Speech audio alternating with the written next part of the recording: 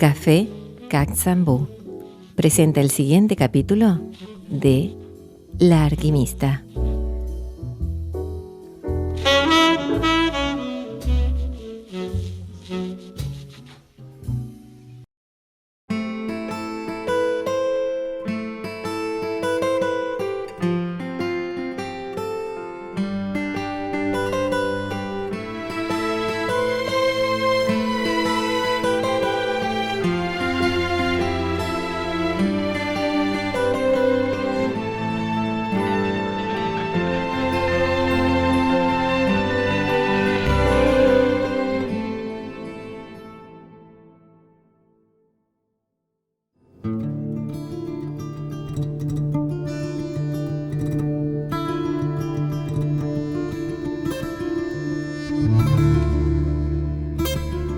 ¿Será que se sienten amparadas por el antiguo brillo de su historia?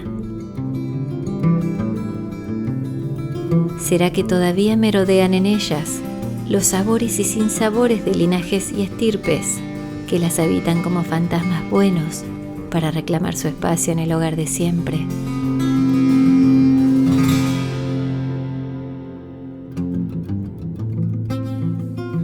Lo cierto es que, aunque el progreso las rodee con sus formas imponentes, aunque la vorágine urbana las aturda con sus urgencias cotidianas, las casas coloniales sobreviven y permanecen, resisten con esfuerzo los embates de la modernidad.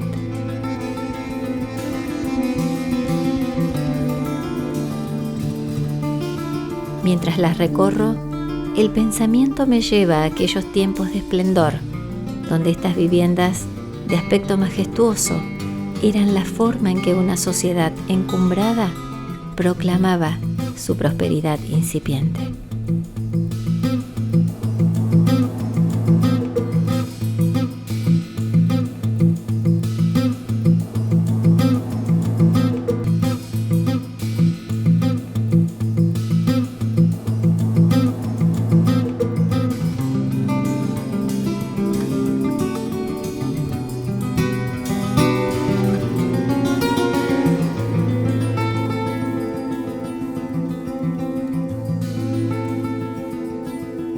Se dice que en la ciudad de Santa Fe se construyeron las mejores casas de barro del territorio argentino en el periodo colonial. Y hay testimonios que impulsan a creerlo. Vestigios de aquel esplendor que fue mutando al ritmo de la historia pública y privada de la ciudad y de las personas que habitaron en estas propiedades.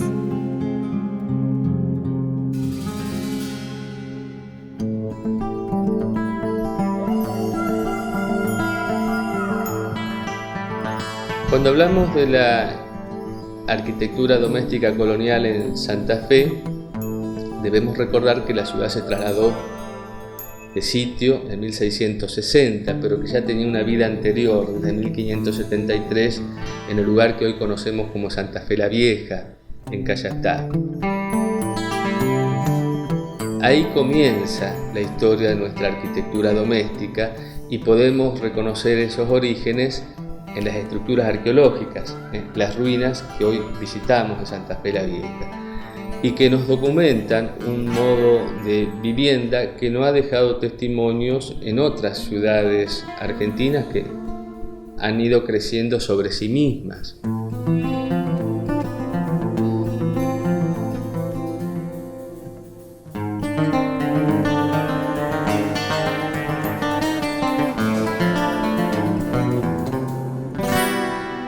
La tradición doméstica santafesina se configura a través de dos modalidades. La primera nace en Santa Fe la Vieja y casi todas las casas de Santa Fe la Vieja eran de esa manera, pero se va a mantener en Santa Fe trasladada hasta finales del 18. El cuerpo principal de habitaciones no estaba sobre la calle, sino era una tira de habitaciones paralela a la calle, separada varios metros, 10, 8, 12 metros de la calle, configurando un patio principal. Desde la calle se pasaba a ese patio principal atravesando una puerta que llamaban puerta de calle, que se abría en un cerco construido, un cerco de tapia muy alto, de manera tal que Desde el exterior no se veía el espacio de la vivienda, no se veía el patio. Había que atravesar una puerta, se pasaba al patio y del patio a las habitaciones principales. Podía haber algún pasadizo para los patios posteriores o para las huertas.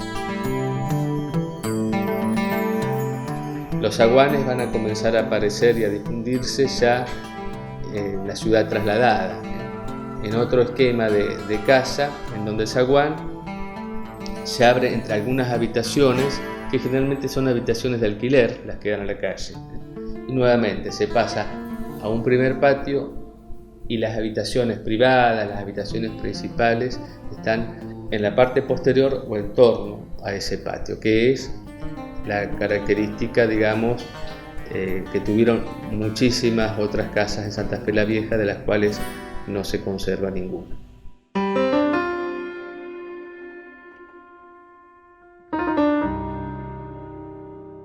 Debemos tener en cuenta que este tipo de viviendas pertenecían a familias adineradas, lo que podemos calificar como la élite, y reflejaban nítidamente los rasgos de una sociedad que establecía marcadas diferencias entre los distintos estratos.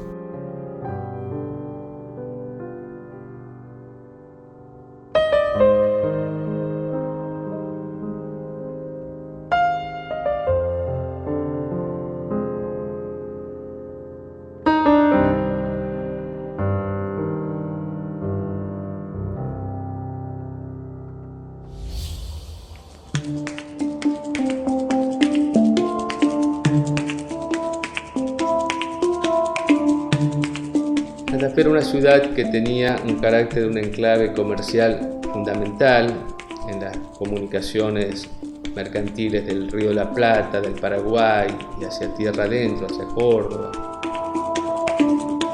Podemos, a través de las casas que subsisten y de los registros documentales, saber que había casas muy importantes en Santa Fe. Los ejemplos que nos quedan en la ciudad de arquitectura doméstica, como la casa de los Disdandini y la casa de los Aldao, son los ejemplos más antiguos de arquitectura doméstica que se conservan en la Argentina. Datan de los últimos años del siglo XVII, principios del XVIII. Las hermosísimas casas de Salta o la casa del Marqués de Sobremonte en Córdoba son de la segunda mitad del siglo XVIII. Son 8 décadas posteriores a estos ejemplos que tenemos en Santa Fe.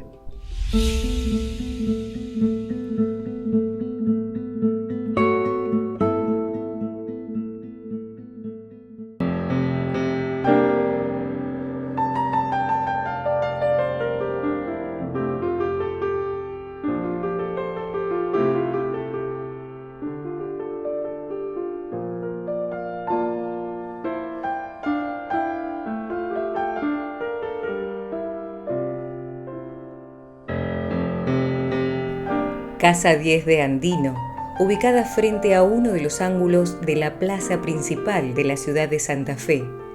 Ocupa un predio que otrora fuera un terreno más amplio y en esquina.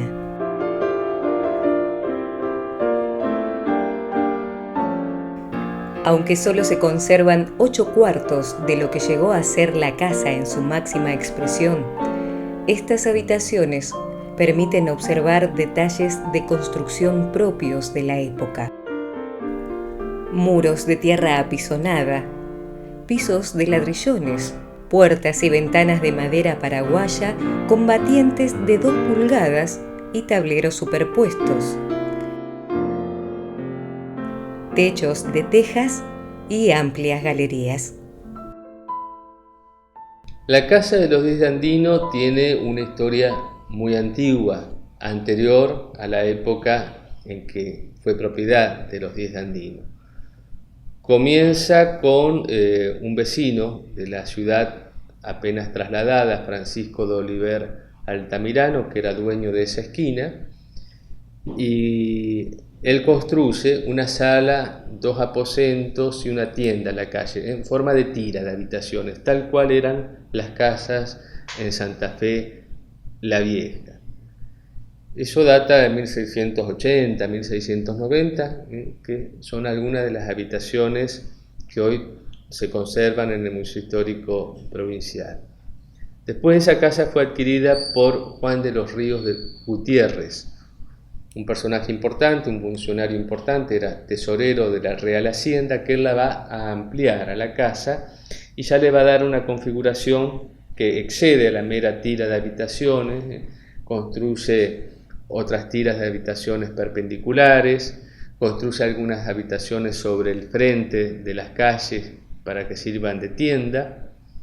Luego le va a ser embargada, porque como tesorero de la Real Hacienda no actuó en forma honesta, entonces le fue embargada por la corona y va a ser sacada a remate, y por 1740 la compra Bartolomé Díez de Andino, un rico comerciante de Santa Fe, que la va a seguir ampliando, le va a agregar algunas habitaciones, ya sobre el esquema que había desarrollado de los Ríos Gutiérrez, y va a mantenerse en poder de sus descendientes hasta 1940, cuando es expropiada esa casa junto con todas las manzanas que se van a destinar para el Parque del Sur.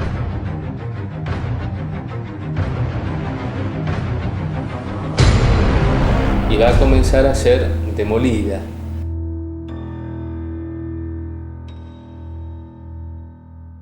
Ya estaba demolida la mitad de la casa, cuando uno de los familiares de los propietarios de la casa, el doctor Juan G. Maciel, hace oír una voz que es una de las primeras que en Santa Fe, que implica una valoración del patrimonio colonial, y hace notar que se estaba perdiendo una casa que pertenecía a la historia de Santa Fe con sus valores arquitectónicos. Entonces se decide detener la demolición y transformar lo que queda en el Museo Histórico Provincial.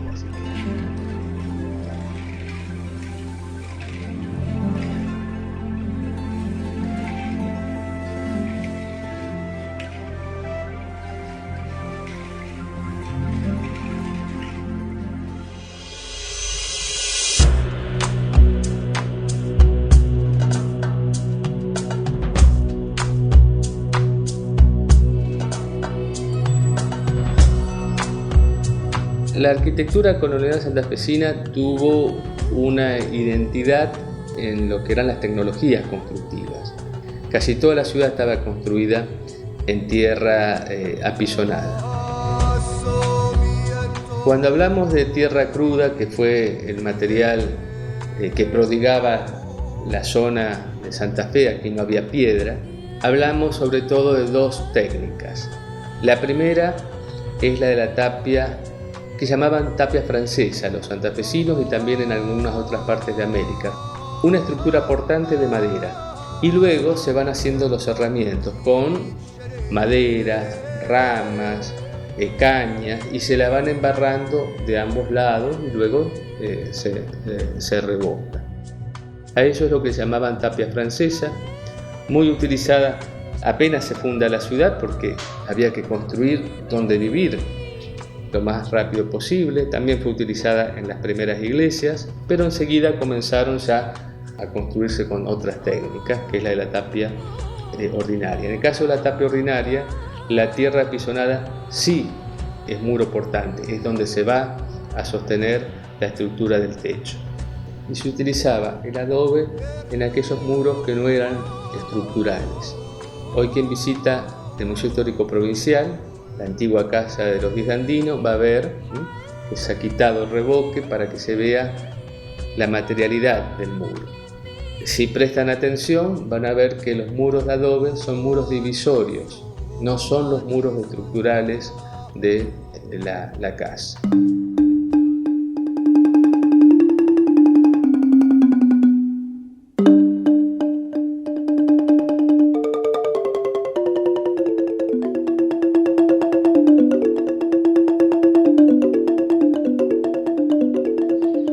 Según la jerarquía de las habitaciones, los materiales eran diferentes. En las habitaciones de la familia y las principales, Los techos eran de madera escuadrada, baldosones de ladrillo y tejas. En cambio, como en esta galería y las otras habitaciones de servicio, los techos eran de tronco de palma, cañizo y tejas. Igual que los pisos, en las habitaciones principales el piso era de baldosas coloradas, en las áreas de servicio eran de ladrillones.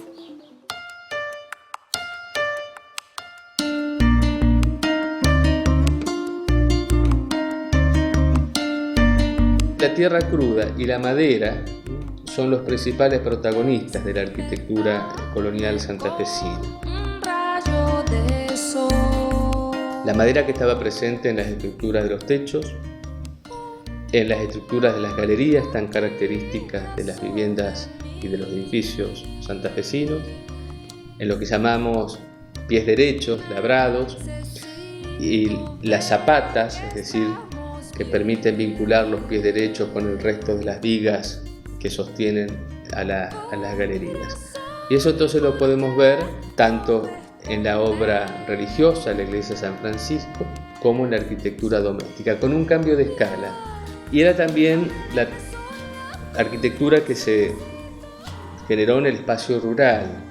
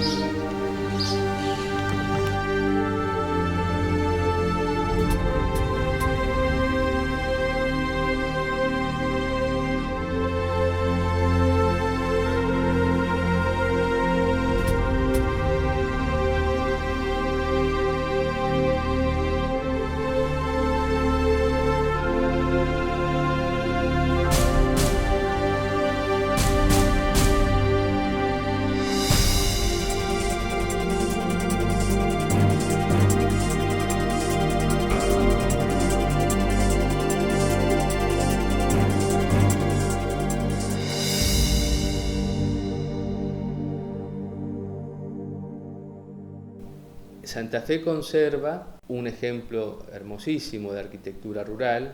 Hoy lo llamamos estanzuela, pero en realidad era la casa de una chacra. Acá en esta cuadra viven mil, clavamos el tiempo en un cartel, somos como brujos del reloj, ninguno parece envejecer. Que data de mediados del siglo XVIII, tiene características muy similares a las de la arquitectura doméstica urbana, una tira de habitaciones, una a continuación de otra, y alrededor de ellas una galería, en los cuatro costados una galería. Esa casa se conserva, es también monumento histórico nacional. Hoy la conocemos con el nombre de Estanzuela de Chahue porque uno de sus propietarios más conocidos es Pascual Echagüe, que fue un gobernador de Entre Ríos y Santa Fe en la época de Rosas.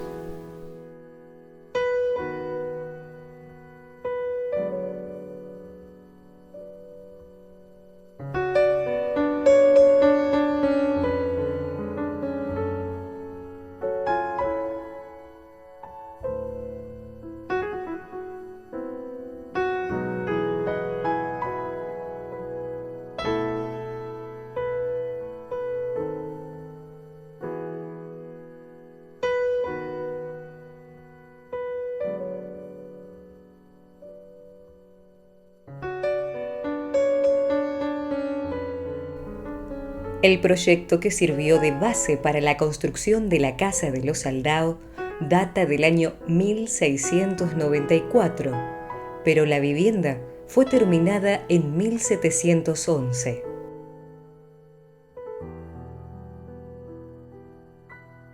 Fue construida mediante la técnica de la tapia, con paredes de tierra apisonada que terminan en un imponente techo de madera tallado a mano y cubierto de tejas coloradas.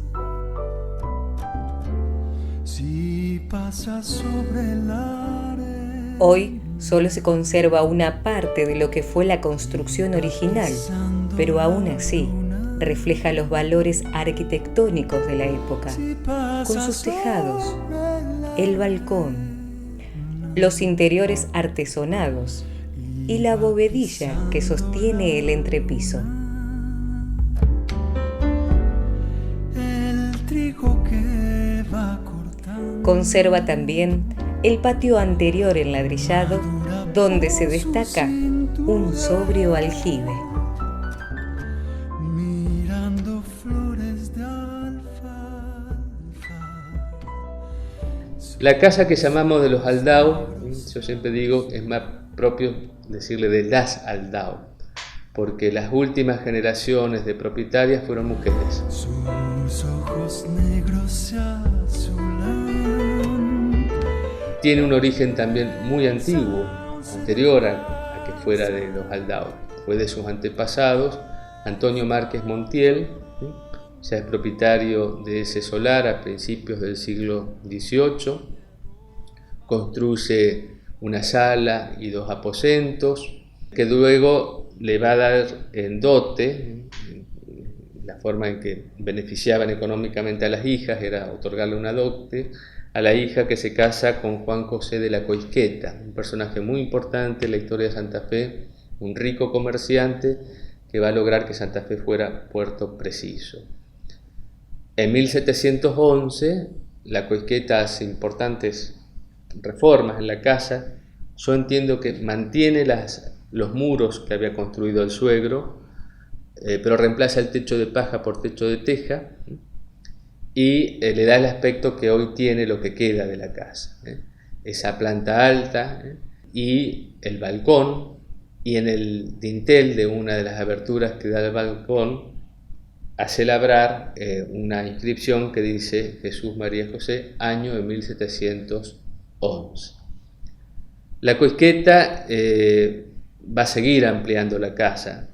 Esa casa, como todas las de la tradición santafesina, no está construida sobre el frente. Entre la calle y la casa hay un patio, pero él va a construir después sobre el frente unas tiendas para alquiler, y bueno, después va a ser propiedad de sus nietas, sus bisnietas, y ya las últimas 3 generaciones van a ser señoras de apellido Aldao. Porque te roban eulogía, carnavalando. Hay sensación en las casas antiguas de que algo queda de quien las vivió. Alguien parado en el dintel viendo la vida que se va. El laberinto de la fe. Hay algo en estas casas solariegas que conmueve. Algo que huele, suena, se respira. Que se muestran, que respiran. Vidas.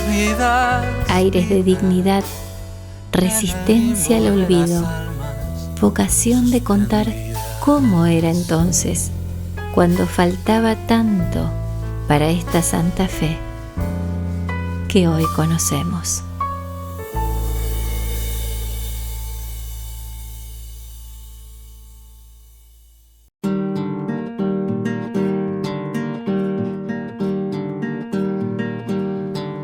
Seguramente volveremos, porque siempre hay algo por descubrir, porque es inagotable su destino. Por ahora nos llevamos un dejo de nostalgia y les dejamos este homenaje merecido. Poco se vuelve loco al tunguele.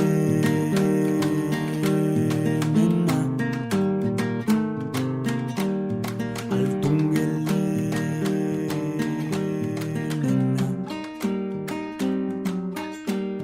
El